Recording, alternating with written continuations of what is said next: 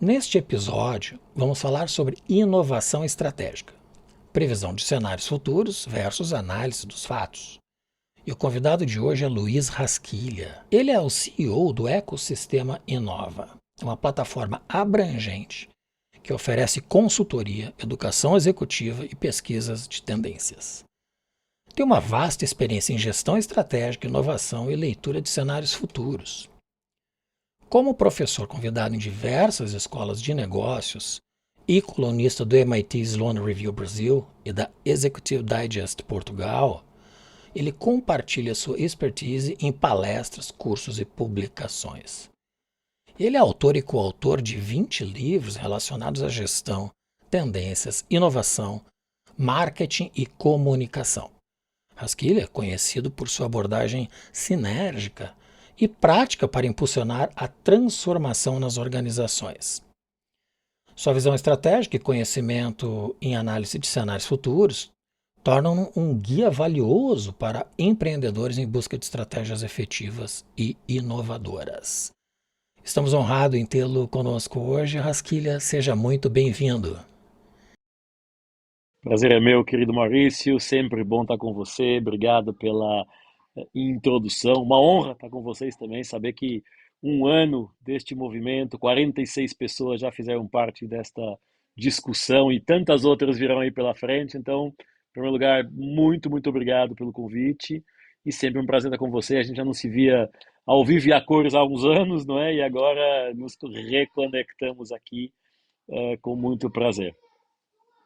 A grande Rasquilha, eu é que agradeço a aceitação do convite. Bom rever o amigo. E certamente as pessoas vão sair deste episódio com a sua versão melhorada, pode ter certeza. Entrando no tema, muitos empreendedores pensam que elaborar uma estratégia é burocrático e, quando elaborada, vão para a gaveta. Então eu começo te perguntando: qual é o modelo de estratégia mais efetivo que os empreendedores podem aplicar para impulsionar o crescimento e a perenidade dos seus negócios? E ainda, quais são os principais elementos que devem ser considerados ao desenvolver uma estratégia que leve em conta os benefícios da inovação e a busca de soluções desejadas? Excelente. Vamos dar um pano de fundo antes de entrar diretamente nos elementos, e que tem muito a ver com o momento que os mercados e que o mundo está vivendo, que é um momento de grande e profunda transformação. Nós vivemos durante praticamente 100 anos, vamos deixar assim, de 1919 a 2019, 100 anos, a época, dentro do lente da gestão, a época do Taylorismo. Taylor e Farley Ford são unanimemente reconhecidos como aqueles que pautaram a teoria da gestão tradicional, como nós a conhecemos, onde havia a departamentalização, a rotina de processo, o saber fazer, e o Taylorismo veio até 2019, eu diria que 100% do mundo se rendeu a ele. A pandemia foi um acelerador da busca por novos modelos de negócio, de trabalho, de vida, de relacionamento, em todos os níveis. E isso, naturalmente, tem obrigado a repensar algumas das chamadas teorias tradicionais da gestão. Nós pensarmos que no pós-Segunda Guerra, o proliferar de ferramentas estratégicas, das mais conhecidas, análise SWOT ou a matriz de atratividade de Porter, as menos conhecidas, o mundo foi produzindo, o mundo acadêmico, o mundo empresarial foi produzindo muito conteúdo, muita ferramenta. Só que todas elas, de uma forma geral, estratégicas não, estavam debaixo do pressuposto taylorista, que era: precisamos rotinar processos e precisamos fazer uma coisa que é saber fazer, ou seja, repetir o que deu certo. Que no limite, como eu sempre brinco, é olhar pelo retrovisor, é repetir aquilo que nós fizemos bem na vida histórica da empresa e repetimos.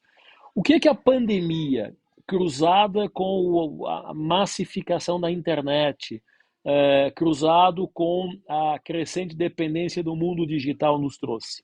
A absoluta necessidade de deixar de olhar para o retrovisor e passar a olhar para o futuro, ou seja, passar a olhar para aquilo que você falou dos cenários e das tendências. E isso tem se mostrado, a gente ao longo, desde 2015, que nós temos tido metodologias de planejamento estratégico que nós chamamos de planejamento estratégico prospectivo.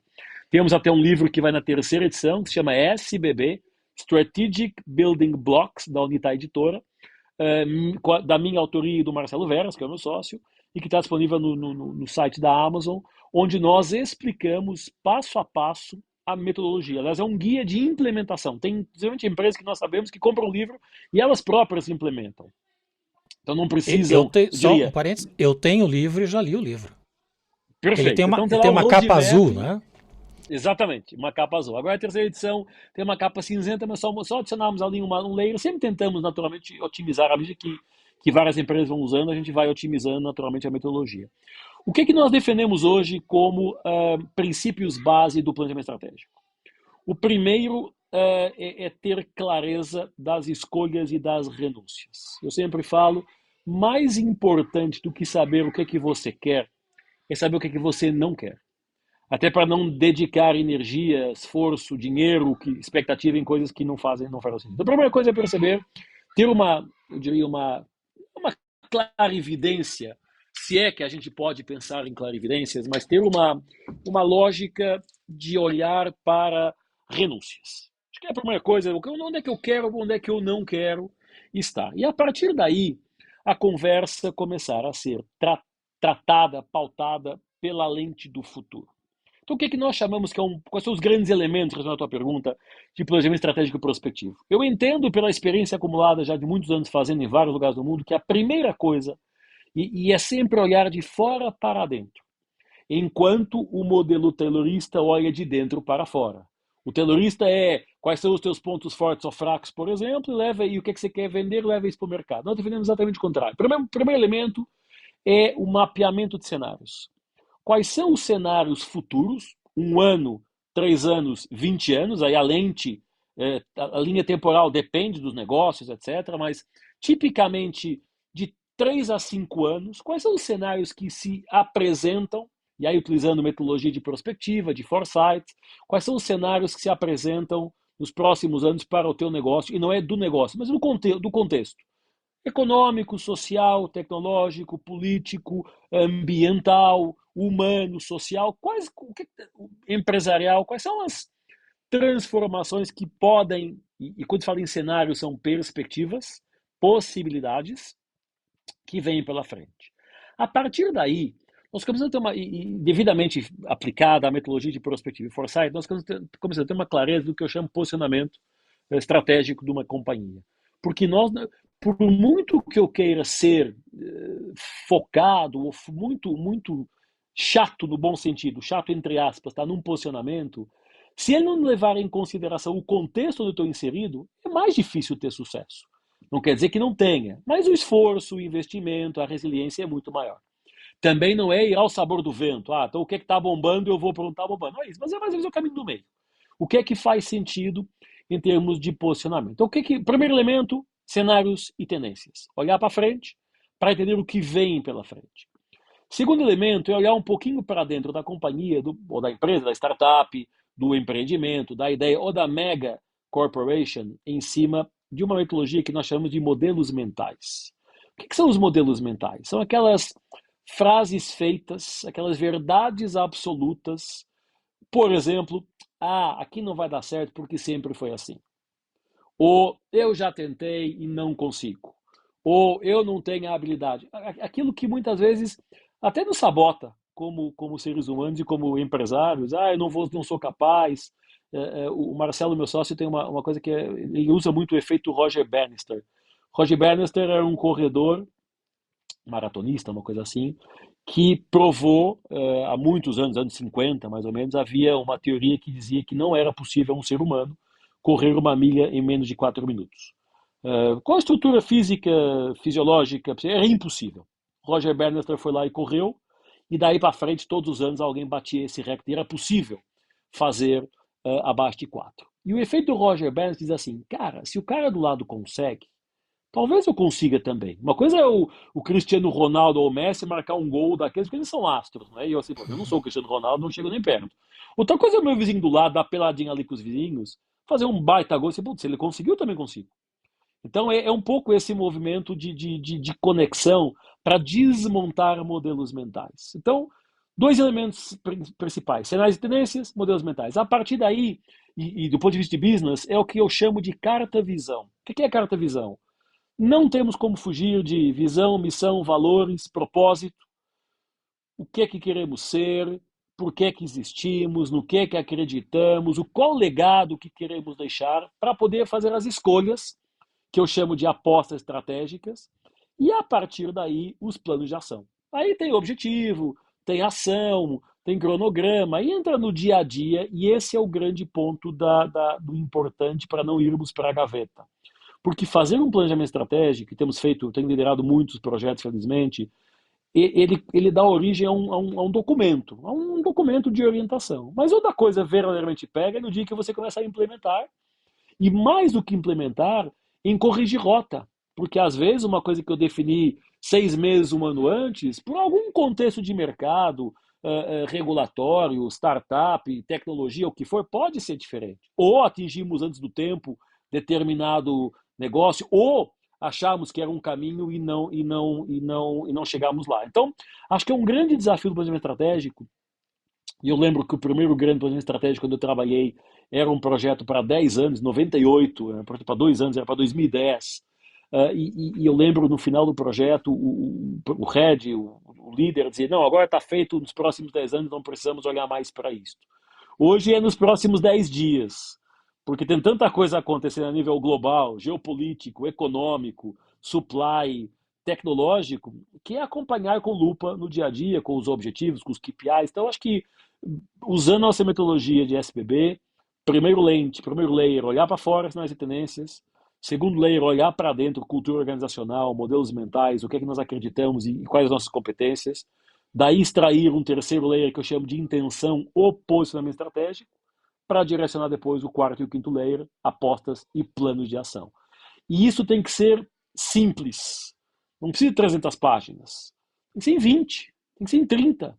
Tem que ser resumido em 2 slides, num mapa estratégico que seja direcionador e que seja simples e fácil de todo mundo entender, como eu chamo do PAP, do porteiro ao presidente. Porque se ficar no reduto da alta gestão, da alta liderança, do que for, e não descer a operação, não for a quem no dia a dia faz a coisa acontecer, também vai ser mais difícil de fazer rodar. Eu acho que tem uma primeira lente e de querer fugir e fugirmos de coisas muito elaboradas. A gente tem dificuldade em simplificar. Todos nós somos formatados para não simplificar coisas. A gente gosta de, desculpa a expressão, de encher linguiça. A gente gosta sempre de botar mais uma pitadinha, mais uma coisinha. O difícil é ser simples. Eu falo muito para os nossos alunos: cara, mais que 20 páginas eu não leio. Então não me dê um trabalho de MBA ou o que for, com mais de 20. Ah, mas professor, mas eu não sei o que na faculdade A ou B, eu tenho que fazer ao quilo. Tá bom, então faça 200, mas ponha 20, uma bolinha nas 20 que você quer que eu leia. Isso é um desafio de simplificação. Porque quando você vai para um board, ou para um investidor, um empreendedor que vai para um investidor, o cara não tem tempo de ler 300 páginas. O cara vai ver ali 3, 4 grandes temas, discutir o financial da conversa e vamos embora. Então, eu acho que temos que também trabalhar para desmistificar esses temas, não, que só as grandes companhias, ou os grandes empresários, ou os grandes gestores poderiam fazer. Não, qualquer um de nós que olhe para o contexto, que decida o que quer fazer no contexto, está pensando em estratégia. Tu mencionaste da análise SWOT. Eu penso que ela é da década de 60, né, essa metodologia.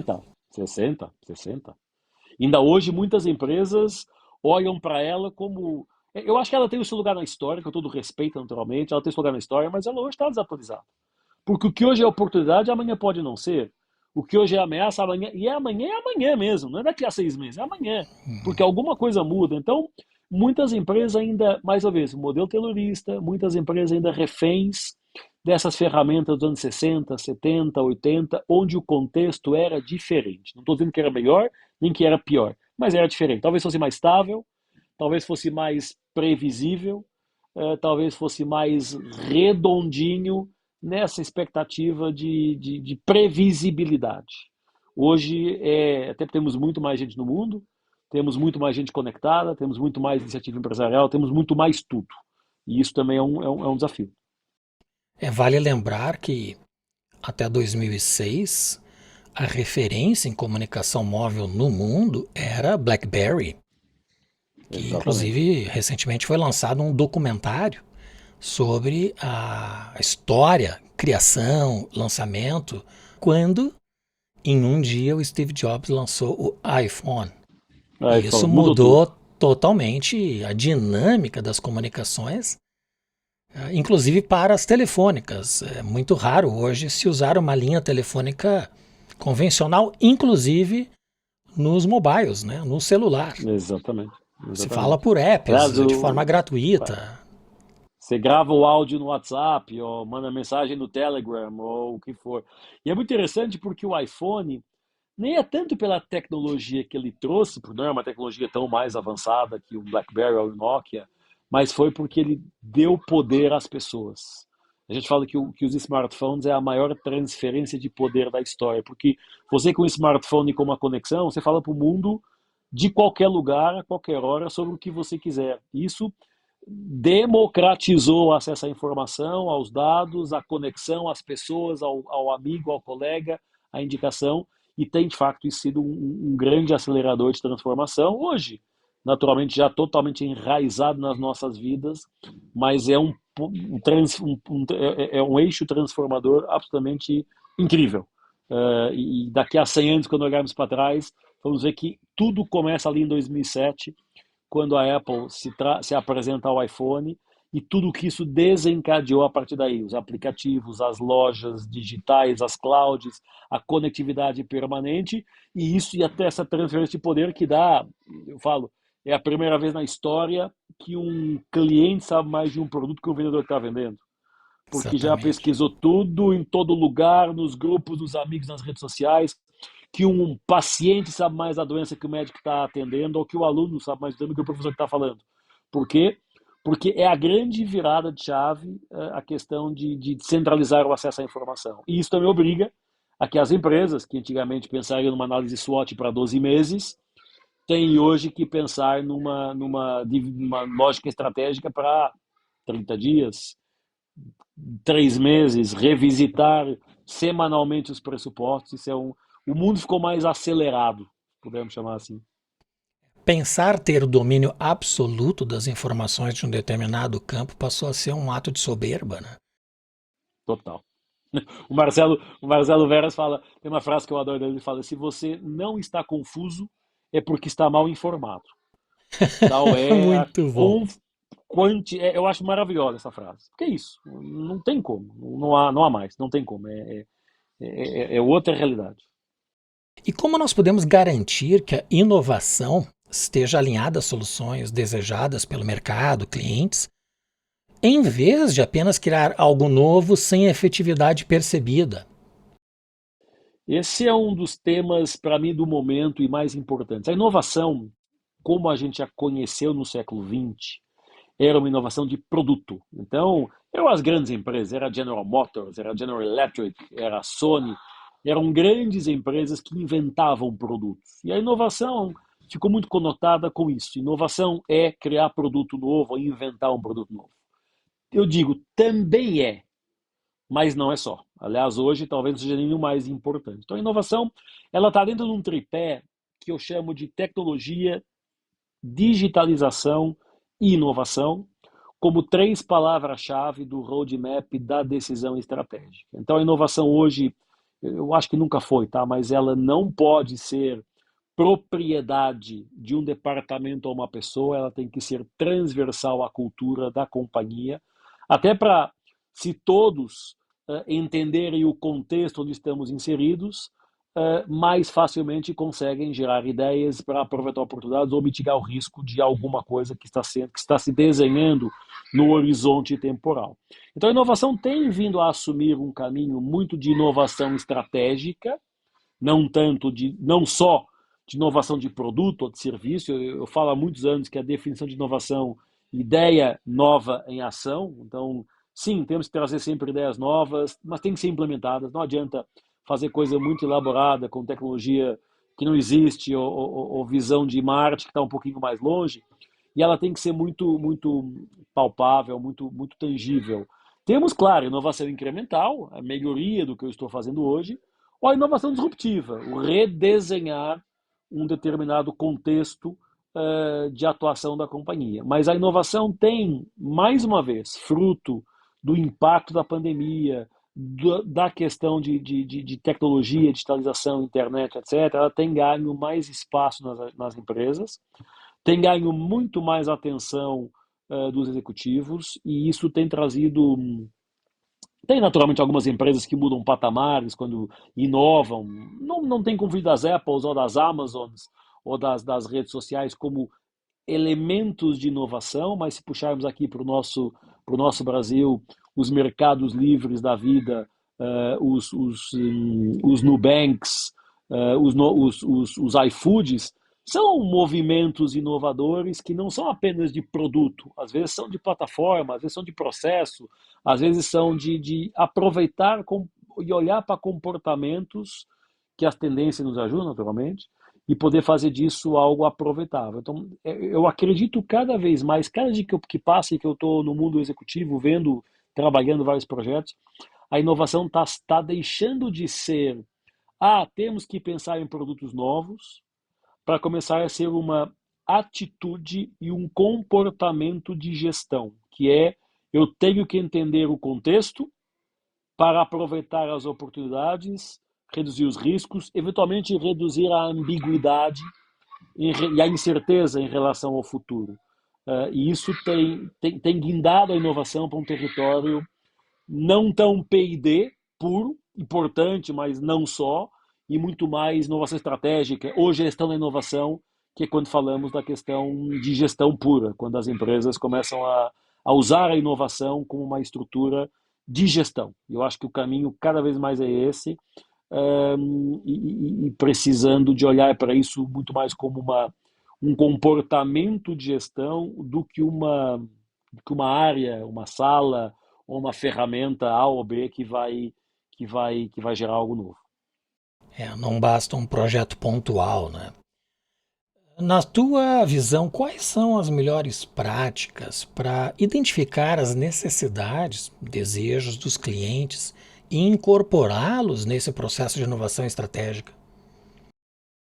Olha, eu sou suspeito, tá? Porque eu defendo a exaustão, a observação. O Q-Hunting, como nós chamamos desde a nossa origem na Science of the Time, Q-Hunting diz assim: observe as pessoas, observe os comportamentos e, de preferência, não pergunte nada, porque ser humano é esquizofrênico e mentiroso. Ele vai responder o que você quer ouvir e nem sempre, a grande maioria das vezes, não é a forma como ele se comporta. Isso não estou com isso minimizando a pesquisa de mercado, qual e quant, nada disso. Ela faz parte do jogo, mas quando eu tenho falado, e eu comecei minha carreira como professor de pesquisa de mercado, então sei bem do que eu estou falando. Eu sempre falo, pesquisa de mercado dita tradicional, com perdão da palavra, ela é muito boa para mapear o passado, como foi, e o presente, como está sendo. Então, se a pessoa está feliz, não está feliz, gostou, não gostou, entregou o valor que a pessoa esperava ou não. Quando você quer ser um pouquinho mais prospectivo, olhar um pouquinho mais para frente, é importante você trazer a observação comportamental e muito da etnografia. O olho no olho, o papo, o shadowing, de acompanhar as pessoas, porque nem sempre aquilo que a pessoa, que o cliente, ou o potencial que a gente está dizendo, é aquilo que ele tem claro na cabeça dele. Aliás, eu lembro que o Steve Jobs dizia: as pessoas não sabem o que elas querem até a gente mostrar para elas, que era uma forma de dizer: olha, temos que encontrar outras formas de descobrir necessidades e comportamentos. Ele defende muito a observação, hum, defende muito a etnografia, o one-to-one, a entrevista, que é um papo livre, com script, com metodologia de extração de insights, naturalmente, mas sempre saindo. O Rancharan, que é nosso professor da Inova, também diz: levante da cadeira e vá ver o seu cliente na loja, ou vá ver o seu cliente no mercado. Então a gente fala, precisamos sair das nossas salas, dos nossos ares condicionados na frente dos computadores, onde fazemos slides PPT e frameworks, etc., para ir para a vida como ela é, para a loja, para o metrô, para o banco, para o ônibus, para o estacionamento de carro, para o shopping, para o aeroporto, para a loja de rua, para ver o comportamento e sem nenhum juízo de valor ou nenhuma ideia pré-concebida. E como é que as pessoas estão se comportando? O que é que elas estão privilegiando? Trocando, batendo papo, às vezes informal, vão sair muitas ideias, e invariavelmente os melhores projetos de inovação, as melhores ideias para inovação, vêm de quem está na ponta, de quem está lá na frente com o cliente, ouvindo, escutando, observando, cheirando, tocando, porque é dali que sai muitas vezes alguma intangibilidade. Então eu defendo muito, muito, muito, muito a questão da observação. Mas também tenho esse viés de 15 anos com Inova, Science of the Time, olhando para o hunting, observação comportamental, perfis de consumidores se comportando no dia a dia, individualmente e em grupos diferentes, porque nós, dependendo do grupo onde estamos, nos comportamos de forma diferente. Se eu estou no grupo da família é de um jeito, se eu estou no grupo dos amigos de infância é de outro, se eu estou no grupo dos colegas de trabalho é de outro.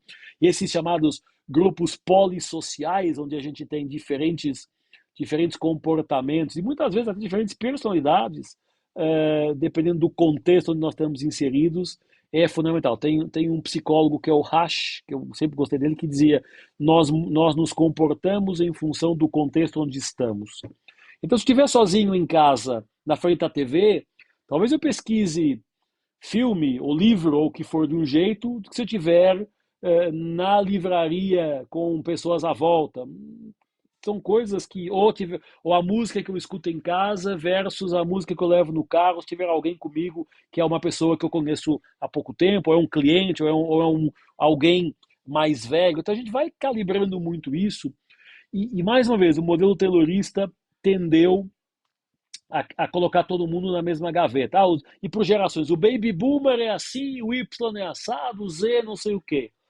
E isso foi tudo sendo transformado, se fala muito hoje em jornada de cliente, sendo mais importante do que a segmentação de cliente tradicional. Então, até as metodologias de marketing sendo revistas, o Rancharan diz que todos os livros da gestão de marketing e comunicação têm que ser reescritos, aqueles clássicos, não é? Porque foi tudo escrito num contexto pré-pandemia e taylorista, e nós estamos hoje numa década pós-pandemia, pós-taylorismo, com um monte de coisa nova acontecendo e com comportamentos de clientes que nós não esperávamos. Então, se fala muito, porque as pessoas mais velhas são quem mais consome conteúdo digital, por exemplo. Por quê? Porque estão sozinhas em casa. Minha mãe, aposentada, usa o Netflix, usa a rede social para estar conectada. Então, é uma coisa que, pensando que com 75 anos foi secretário a vida inteira, escrevia na máquina de escrever, o curso de datilografia, e hoje domina o mundo digital, manda BMs no WhatsApp que eu ponho no meu Instagram, e isso é interessante ver. O meu filho com 7 anos também faz isso, mas é interessante que a gente precisa desconstruir. Eu acho que a palavra-chave, ou como diz o Rancharan também, que eu gosto muito, desaprender. Desaprender algumas coisas, desconstruir alguns conceitos perfeitamente solidificados durante 100 anos, e que agora temos 2, 3 anos de pós-pandemia aprendendo coisas como modelos híbridos de trabalho, liderança remota, colaboração. Um dos nossos clientes diz: cara, logo na minha vez é que tudo isso acontece. Porque ele não foi preparado. Ele não foi preparado para isso. Eu sempre pergunto: quem teve na graduação uma matéria de futuro e tendências, ou de transformação digital, ou de ESG, ou de diversidade e inclusão? Quase ninguém, para não dizer ninguém. De empreendedorismo já começamos a ver alguma coisa, mas ainda muito tênue face ao necessário. Então eu sempre recomendo: sai da tua sala, vai observar, vai conversar, vai tomar cafezinho, vai ver outras pessoas, outras realidades. Isso vai te ajudar a um entendimento melhor de cliente, até para não cometer erros, para não achar, o achismo também é algo que durante muito tempo era utilizado, para não acharmos que aquilo o cliente quer aquilo, depois ele no final não quer. Isso é um erro que muitas empresas cometem, não achando que, minha experiência, estou há muitos anos aqui, modelo mental, né? Sempre foi assim, e o cliente vai. Às vezes dá certo, às vezes não dá. E cada vez dá menos certo, Sim. precisando ir cada vez mais para fora, observando e escutando. A dinâmica, a agilidade. Quais são os passos-chave para desenhar cenários futuros de forma assertiva, levando em conta que Nós estamos rodeados de incerteza e mudanças Incerteza. constantes no ambiente empresarial. Olha, vamos separar com dois palavrões, tá? Um deles é prospectiva e o outro é foresight. Ou seja, hoje existem metodologias devidamente testadas, com sucesso, para podermos utilizar no nosso dia a dia. O que fazer? Eu acho que a pergunta que se faz é, por onde é que eu começo?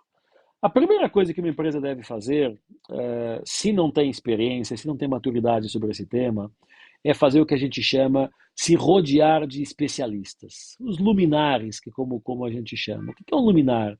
São pessoas a quem eu reconheço competência em alguns temas, sejam eles mais técnicos ou não, e que eu trago para o meu território empresarial, para ciclos de palestras, para masterclasses, para mesas redondas, para treinamento, às vezes fazendo parte do meu conselho ou do minha área de advisor da empresa, e que nos vai ajudar a começar a debater, e aqui é o primeiro ponto, a debater sobre possibilidades. O que no mundo das empresas é difícil, porque a gente nunca tem muito tempo para debater sobre coisas, a gente tende a ficar na certeza ou na verdade absoluta. Então, o primeiro pilar, eh, converse, não precisa contratar, não é isso, contratar executivo, não é isso, mas trazer para perto para o seu território de atuação na empresa pessoas que você entenda que podem nos ajudar a discutir sobre o futuro, que sejam especiais. Eu sou uma empresa de tecnologia, tem que ter gente de tecnologia, de linguística, de filosofia, de gestão, de estratégia, e conversar com essas pessoas, porque quanto mais gente no mundo conectada, maior informação tem, e a gente sabe que é a ditadura do trimestre e o rolo compressor do dia a dia não nos dão muita liberdade para ter a agenda para começar a discutir estes temas. Então, acho que o primeiro pilar é se acercar de luminares. Naturalmente, pesquisar, tem muita informação gratuita disponível sobre tendências, sobre cenários, sobre mudanças tecnológicas. Acho que isso é importante arrumar espaço na agenda para ler sobre esses temas e pesquisar sobre esses temas.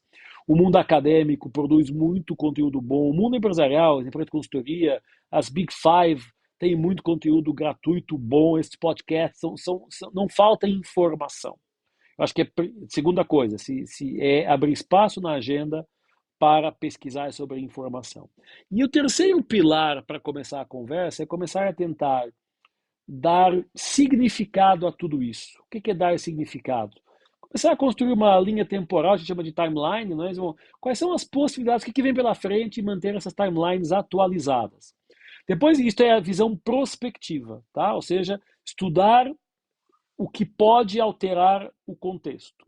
Depois entramos com o Foresight, que são ferramentas mais estruturadas, mapas matriciais, business cubes, matriz staff, matriz cenário. Estou falando com um monte de palavrão só para dar que existem, tá? Existe tangibilidade. Não é mãe de Ná, que já falou isso há muitos anos, e nem bola de cristal. Existe metodologia e existe ferramenta para mapear cenários e, a partir daí, entrarmos com mapeamento de tendências. Então, eu sempre falo muito em futuro, prospectiva, foresight e tendências, ou futuro e tendências como pilares. A forma mais fácil, mais barata e mais rápida de gerar resultado é começar a identificar pessoas que você entende que são relevantes na sua área, são.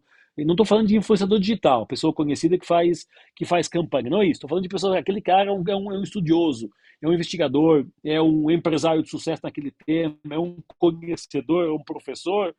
Traz ele para próximo, conversa com ele. Eu tenho feito muita mesa redonda em empresa, discutindo sobre temas de estratégia, inovação, digital, educação, varejo, né? Como na Inova trabalhamos muitas áreas diferentes, de coisa complexa como mineração, até linha de produção de embalagens, educação, seguros, entretenimento ou tecnologia de ponta. Então, temos bench, alguém está pensando nesse tema, alguém já fez alguma coisa, então conversa com ele. É uma coisa que a gente tem muito, cada vez mais empresas fazendo visitas a outras empresas. Não estou falando só do Vale do Silício ou de Israel, estou falando de empresa com empresa. Deixa eu aqui ver como é que o meu vizinho do lado está fazendo e o que é que ele pode fazer, o que é que eu posso aprender com ele. Isso é uma forma de olhar para o futuro. E sempre, sempre, sempre a palavra da colaboração, ou como o filósofo Pierre Levy fala, a inteligência coletiva. Ativarmos a inteligência coletiva, porque por muito bom que uma pessoa seja, ela não é melhor do que 20, 10, 15, 20, 30 pensando juntos. Por muito boa que ela seja, ela não consegue ser melhor que 20 ou 30 pensando juntos. Então, acho que tem um pouquinho de arte, tem muito de ciência e principalmente de vontade de querer fazer. Eu sou suspeito, é a minha praia, é o que eu gosto, é o que eu acho que eu sei fazer e que tenho praticado todo dia nas empresas com que a gente trabalha, cara, se rodeie de pessoas com quem seja legal falar sobre esses temas.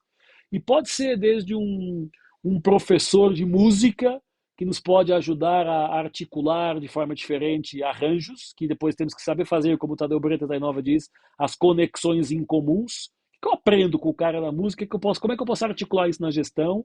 Até a coisa mais do dia a dia, do cara especialista em marketing digital, que vai me ajudar a ativar as comunidades digitais, enfim. Então, eu não concebo, nunca o fiz e hoje menos ainda, a gestão sem essa lente de olhar um pouquinho para frente. Não precisa olhar para 2100, não precisa olhar para 2050, mas, cara, põe 3, 5 anos na frente. O que vai acontecer? O que é o mundo daqui a 5 anos? O que é o mundo depois do pós-pandemia? O que é o mundo num pós-guerra Rússia-Ucrânia?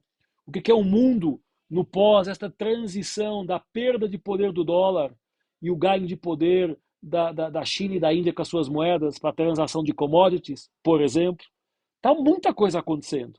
E se nós ficarmos reféns do nosso dia a dia apenas, essas coisas vão nos passar ao lado e quando a gente acordar temos um problema para resolver. Talvez não tenhamos tempo de recuperar o tempo perdido. Então acho que é uma mensagem de agenda. Ah, Luiz, tem que parar o que eu estou fazendo. Não, mas bota meia hora por dia para tocar uma ideia, para baixar um estudo, para ler um artigo, para ver um podcast, escutar alguém falar sobre o tema. Não falta hoje. Quando eu comecei nesse tema em 2008, a internet já existia, mas não havia a proliferação de informação que temos hoje.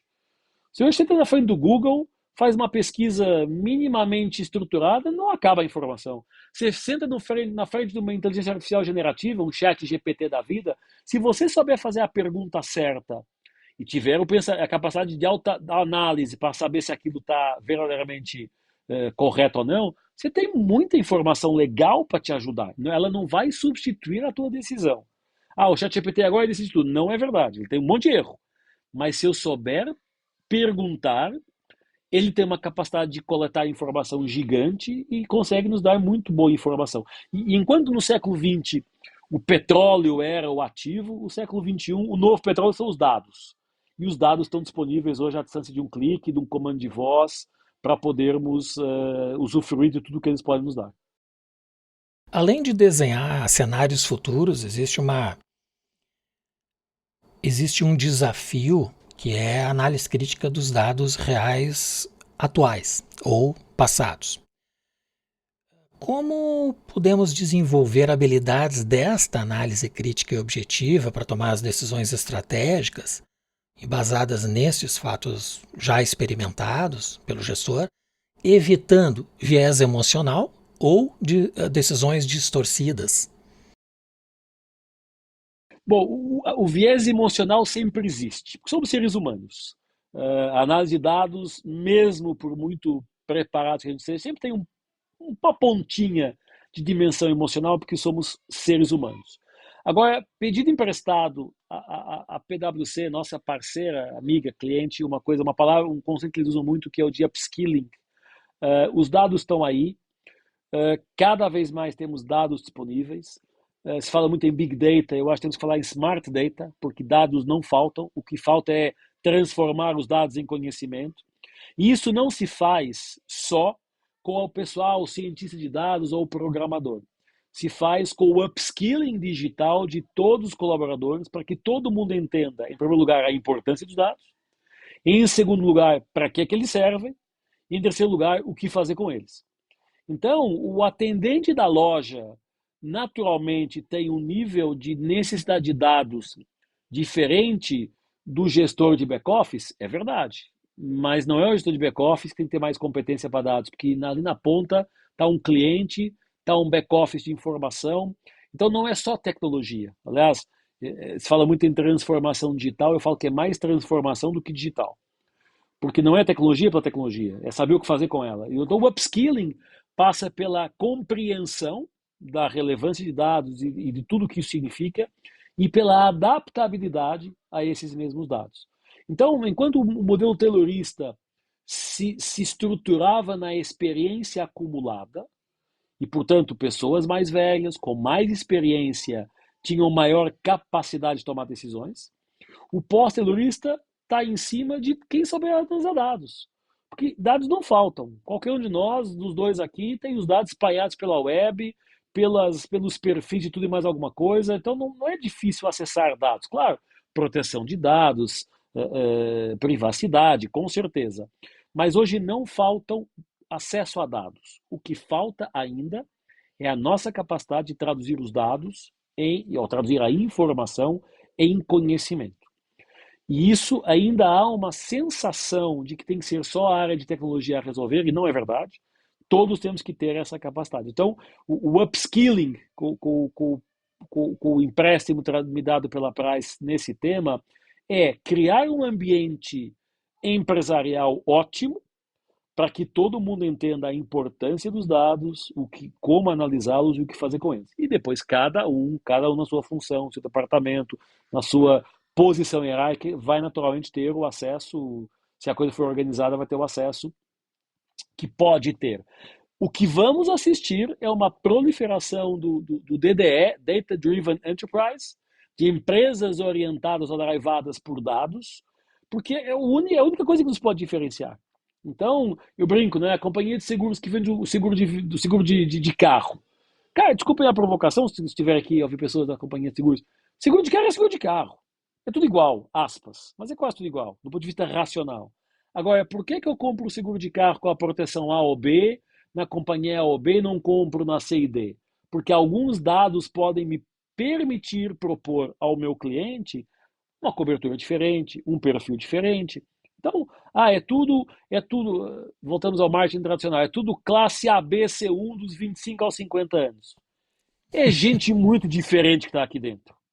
É gente muito diferente. De expectativa, de crença, de perfil, de personalidade, de orientação religiosa, cultural, sexual, política. Tem tanta diversidade que não podemos enfiar em caixinhas e dizer, não, então a classe ABC1 compra assim, a classe D e E compra do outro jeito. Não é verdade. Os dados mostram que não é verdade. Então precisamos, no limite, o professor Joe Pine, que eu gosto muito, tem um livro chamado Mass Customization, e ele diz, nós precisamos personalizar as massas, ou seja, cada cliente é único, mas você tem que atender todos.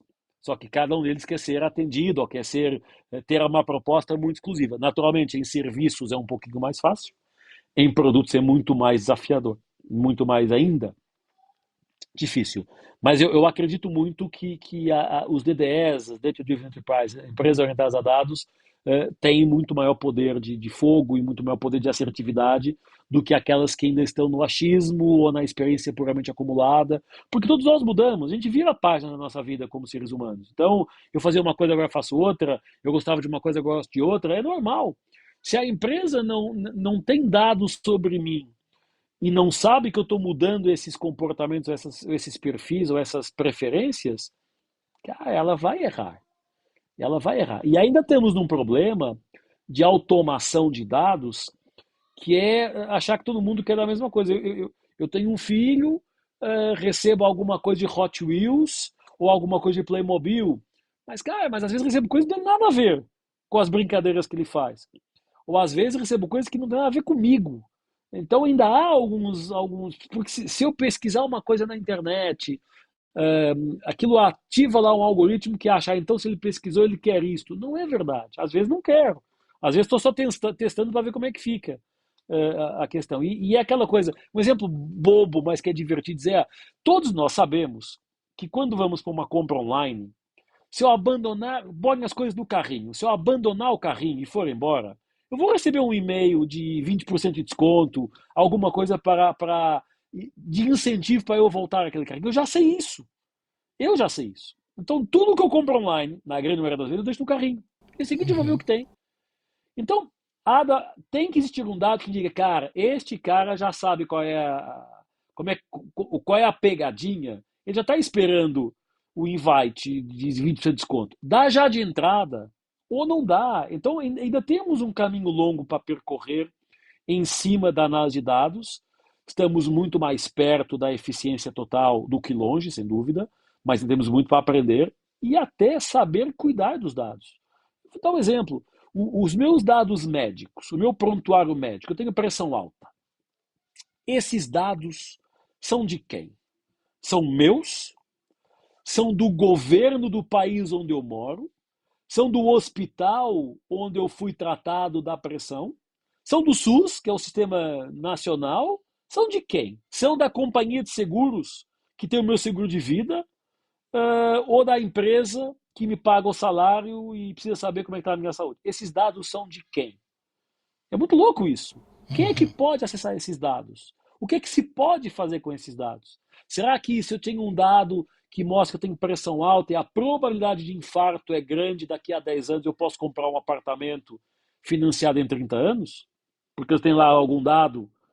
Não se faz esse cruzamento ainda. E bobo, de forma boba, será que o cara está postando muita pizza no Instagram de comida? Será que ele não está comendo errado? Como é que eu vou? Então, quando você começar a cruzar, a fazer essas perguntas e a cruzar esses dados, a gente vê a importância deles e do quanto isso é fundamental para mapear perfis e para ser, mais uma vez, mais efetivo naquilo que são as eventuais propostas para os nossos clientes.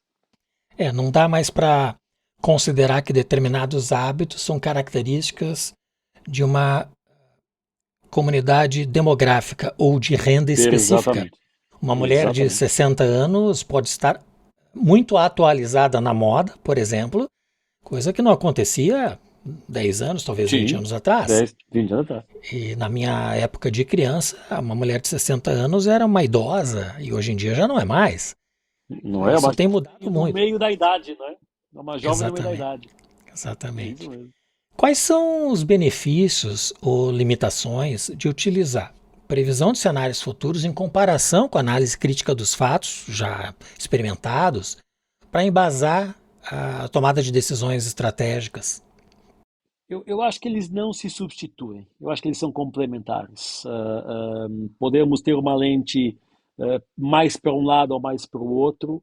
A análise de dados críticos está talvez um pouquinho mais difundida e mais massificada, mas eu não, eles não são, eles não, um ou outro, tem que ser um e outro. Aqui, mais uma vez, a introdução do conceito de ambidestria, que temos trabalhado muito nele na Inova.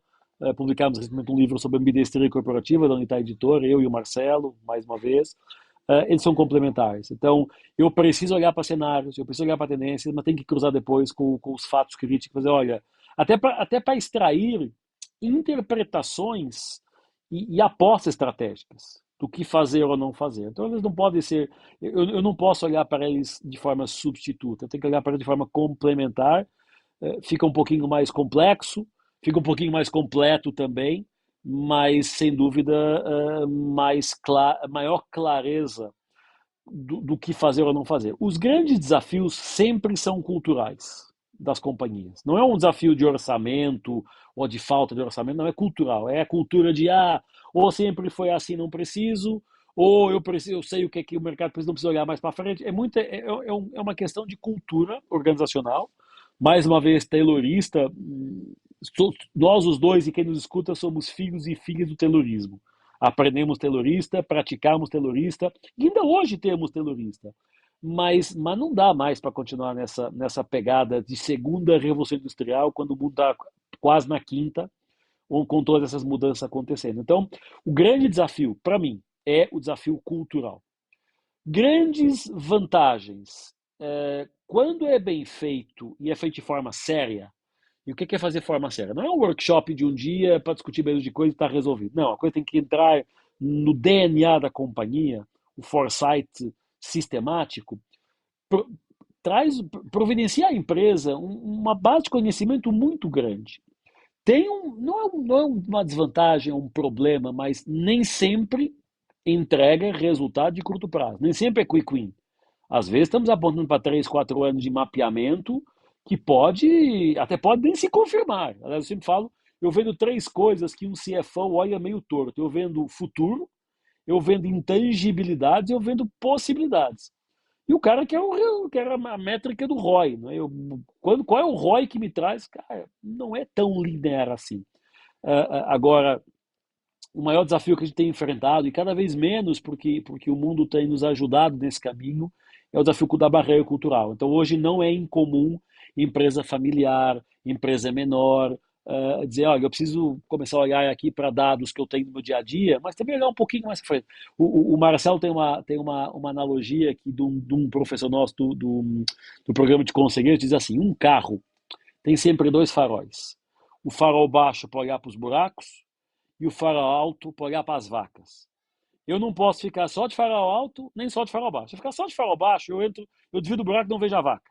Se eu olhar só para farol alto, eu vou desviar da vaca, mas não vejo o buraco. Então eu tenho que ter os dois, eu tenho que ter a capacidade de cuidar do hoje, com os dados, com o que paga a conta do dia a dia, mas também olhar para frente, desviar dos buracos, mas também desviar das vacas, porque senão uma coisa não vai dar certo. É muito boa analogia. Com o Analogia impacto não, faz sentido. Né?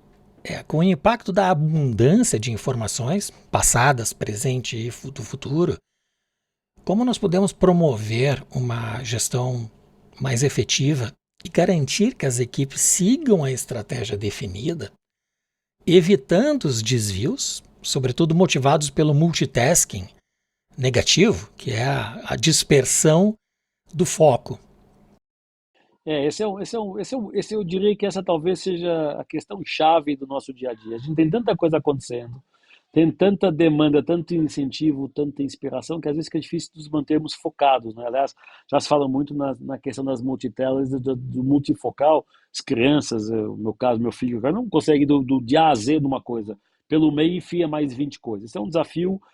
Eu acho que a gente precisa ter a célebre frase, o que é combinado não sai caro. Todo mundo tem que estar de acordo com o caminho e ele tem que ser claro para todo mundo para que não existam deficientes, não é deficientes, mas dúvida na interpretação. Então, acho que esse é o primeiro ponto. Eu preciso garantir que todo mundo está na mesma página conceitual, estratégica, metodológica, porque senão cada um interpreta do seu jeito. Se eu não deixo claro o que eu quero e o que eu não quero, e quando eu deixo claro, não é uma imposição, é uma construção, mas se não ficar claro e não ficar comprado por todos quantos fazem parte da jornada, dá aso a más interpretações, dá aso a escolhas diferentes e às vezes dá aso a caminhos diferentes. Então, mas o caminho é aquele, mas ninguém explicou que o caminho era aquele. Intuíram. E é óbvio. Mas isso é óbvio. Nem sempre. O que é óbvio para mim pode não ser óbvio para o outro cara do outro lado. Veja-se a importância do UX, User Experience. Será que o que é óbvio para você é óbvio para o nosso cliente? Então, acho que esse é um ponto. Garantir um alinhamento entre todos na companhia de expectativas, de caminhos e de conceitos é reduzir 70% dos problemas de interpretação e de escolha e depois garantir também o dia a dia, a implementação. Aí nós já falamos disso, o desafio de manter o processo rodando, de conseguir fazer com que isso seja algo operacional. É uma rotina, a partir de uma rotina. Nós temos nas empresas que trabalhamos estratégia, temos alocado, aspas, tá, mas dedicado a alguém para acompanhar o dia a dia do plano estratégico. Então, cara, se tem ali 5 objetivos, 8 atividades e 8 entregáveis para 8 datas, cara, eu tenho que ter alguém controlando e perguntando, e aí? Aquele entregável naquela data, cadê? Porque é aquilo, né? A gente tem que ter alguém, no bom sentido, puxando a nossa orelha, porque senão a gente se dispersa. Nada, mais uma vez, nada impositório, nada de ditatorial, nada disso. Mas temos que ter regra de governança, vamos chamar assim, Uhum. da gestão e da estratégia, senão ela se perde. Senão É cada o um faz do seu Balance jeito Scorecard no corporativo, né? exatamente, exatamente. Senão vira country club. Então cada um faz do seu jeito e no final do dia o resultado não é o que se esperava. Então e as empresas são pessoas. Embora estejamos numa era muito digital, 4.0, CNPJ é o somatório de CPFs. Então são pessoas. O Ricardo Basaglia, que eu adoro, meu amigo, ex-aluno da Inova, cliente, parceiro, ele fala: O problema de contratar profissionais é a pessoa que vem junto. Porque nós ficamos muito focados na competência técnica, faculdade, onde estudou, onde trabalhou, mas esquece que ali atrás tem uma pessoa. Tem uma pessoa que às vezes tem uma noite mal dormida, às vezes o filho está com uma febre, às vezes a esposa ou o marido não estão bem, às vezes está com uma indisposição. São pessoas, são seres humanos. E, portanto, precisamos garantir, dar a segurança psicológica suficiente para que as pessoas se sintam bem onde elas estão e motivadas a cumprir o que elas acordaram em termos estratégicos. Não, cada Uhum. um vai do seu jeito. Senão vira uma expressão que eu aprendi no Brasil há muitos anos, samba do crioulo doido. Né? Cada um faz do seu jeito, cada um acha que... Pronto, aí é uma Sim. desgraça. Aí é uma tragédia porque você não consegue alinhar. E quanto mais as empresas crescem, e quanto mais cabeças pensantes, quanto mais gente está dentro, maior a dificuldade de manter todo mundo no mesmo trilho, né? E isso tem a ver com liderança, tem a ver com, enfim, metodologias de gestão, mas é um desafio gigante, Talvez o maior, o desafio do talvez o maior, engajamento. sem dúvida, sem dúvida. Excelente, Rasquilha. Chegou o momento do pinga-fogo. São 3 perguntas que eu faço a todos os convidados. Primeira delas: quais são as virtudes do empreendedor de sucesso? Resiliência, coragem, e humildade. Eu acho que são fundamentais essas três, porque não dá para saber tudo. Eu vejo muitos empreendedores eh, quase com a verdade absoluta, mas às vezes sem a humildade de fazer autocrítica e dizer, será que é isso mesmo? Então, essas três coisas nos ajudam demais. Criatividade também, naturalmente. O que diferencia os sonhadores dos fazedores? Eu acho que a resposta na pergunta é o fazedor. Né? O grande desafio, e aqui pegando os empreendedores e os gestores, o empreendedor tem um locus de controle interno, é o que o motiva a fazer, para mudar o mundo, para fazer alguma coisa, e o gestor é o locus de controle externo, responde àquilo que vem de fora. Eu acho que um vai ao outro. Um sonhador que quer ser um sonhador de sucesso vai ter que ser um fazedor. Ele vai sonhar, vai idealizar, vai ter a visão e vai fazer. Nem sempre o fazedor é o sonhador. Às vezes o fazedor é o cara que implementa aquilo que alguém pede, ou que alguém contrata ele para implementar, para fazer. Eu acho que eles são, na minha concepção, são faces da mesma moeda. Eu sou mais sonhador, então, mas cuidado, se você é muito sonhador, você sonha muito e não entrega nada. E se você for muito fazedor, execução pura, sem perceber o que está acontecendo, se olhar um pouquinho mais para frente, também vai começar a executar a coisa errada. Então, o pior que temos, desculpa a expressão, é burro com iniciativa.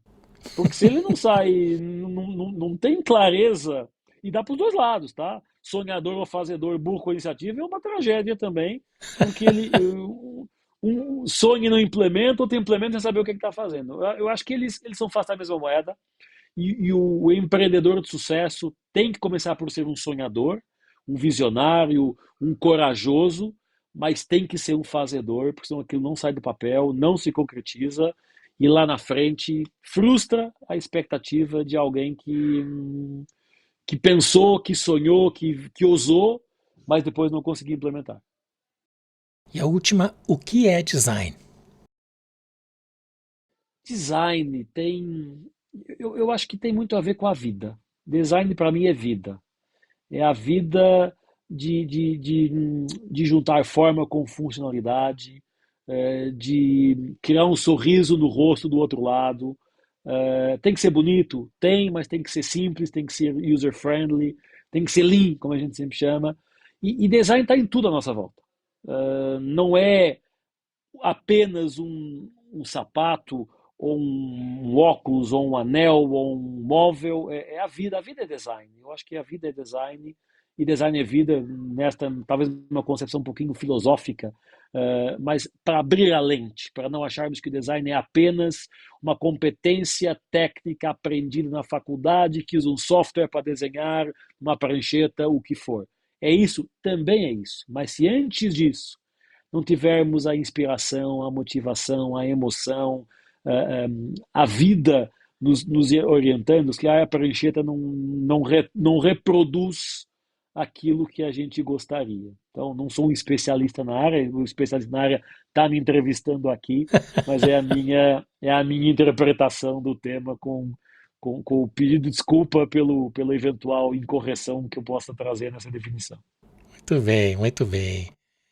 Rasquilha, eu sou um entusiasta da leitura e, apesar da digitalização, eu sou fã do livro no papel. Eu gosto de riscar, de folhear, de dobrar, de marcar. E o peso do livro passa uma experiência que o digital não me passa. Você poderia trazer algumas indicações de livros que te Sem impactaram? dúvida. Olha, tem vários livros. Bom, vou pular os meus, né, onde eu sou autor ou coautor, esses são mais ou menos Não, pode óbvios. indicar, por favor, por Mas favor. gostaria, então, se posso, tirando da publicidade, eu gostaria de trazer o de Ambidestria Corporativa, um livro nosso, meu e do Marcelo Veras, que não tem um ano de vida ainda, tem um endosso muito bom do Rancharan na capa, tem um prefácio maravilhoso do Marco Castro pela do C, e que é uma contribuição para pensarmos os modelos taylorista e pós-taylorista e pensarmos o hoje e o amanhã dos negócios. Tem um livro do Adam Grant que se chama Pense de Novo, o poder de saber o que você não sabe, algo que é assim, que nos obriga a repensar, a rever, a colocar em perspectiva as verdades absolutas. O Poder do Hábito, e esse eu não lembro do autor, o Poder do Hábito, uma capa amarela com uns quadradinhos vermelhos, mostrando a importância de criar os hábitos certos para que as rotinas aconteçam. E um mais antigo, do Joe Pine, que se chama Experience Economy. É de 99, a economia da experiência, mas continua muito atual e hoje ainda, mais ainda, em função do contexto onde a gente está. Então, acho que. E o nosso de planejamento estratégico, começamos falando dele, o nosso SBB, Strategic Building Blocks, também meu e do Marcelo Veras, que é uma contribuição para a questão de estratégia. E tem um outro, agora lembrando, que é o de plataformas, a revolução da estratégia, gestão de plataforma, revolução da estratégia, do professor Geoffrey Parker, do MIT, que eu tive a sorte de ser aluno, e que traz também uma visão muito interessante de plataformas, de uma forma diferente de ver os negócios, muito mais colaborativa do que apenas centrada no eu, só em mim ou só na minha empresa. Acho que ficam aí. E se me permite, Maurício, também, o convite para o site da Inova, www.inovaconsulting.com.br, na aba de downloads. Não pede nome, não pede e-mail, não registra cookie, é uma página aberta, tem mais de 300 documentos gratuitos, muitos resumos, muitos white papers, muita pesquisa que eu acho que pode ajudar aos nossos espectadores aqui, ouvintes aqui, a adicionar um pouquinho mais de conteúdo para estas reflexões. Muito bem. Só reforçando, o link desses livros estão aí abaixo na descrição, inclusive este link da Inova, que o Rasquilha passou de nos passar. E se você deseja conhecer os livros indicados por todos os convidados, visite o nosso site, podbrand.design. É uma curadoria com mais de 180 livros e recomendações dos nossos convidados. Eu tenho ainda, Rasquilha, a pergunta do Álvaro Flores, que é consultor em neurobusiness, professor e autor, e que esteve em nosso episódio da semana passada. E ele fez a pergunta sem saber quem seria o nosso próximo convidado.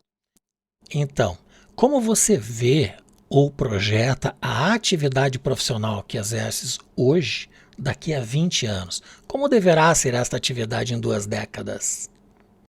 Olha, a minha que é de consultoria por um lado e de educação por outro, e nós que estudamos tendências e cenários, ela não é que esteja 100% clara, mas ela começa a ficar muito mais clara. A gente vê, por exemplo, talvez em primeira mão te avance aqui um conceito que nós estamos estudando ele, que é o conceito não só de consultor, mas de advisor, que é mais um passo no sentido da confiança, da relação, da especialização. Então, sim, os consultores, e a consultoria, que é muito comum, muito conhecida por chegar com metodologia para resolver um problema e ir embora, vai começar a ter que ficar mais presente, mais próxima, mais humana, ser mais um advisor do que um consultor.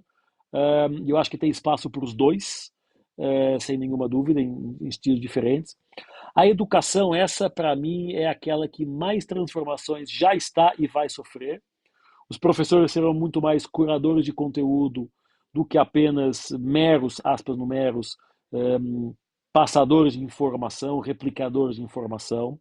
A educação vai ser muito mais colaborativa, co-criada, centrada em problemas reais e não tão puramente só acadêmica, porque terrorismo era aquilo, é rotina, decora, memoriza, aplica. Temos que complementar isso com outras visões. E uma coisa eu tenho a certeza, nada do que estamos vendo hoje vai ficar igual.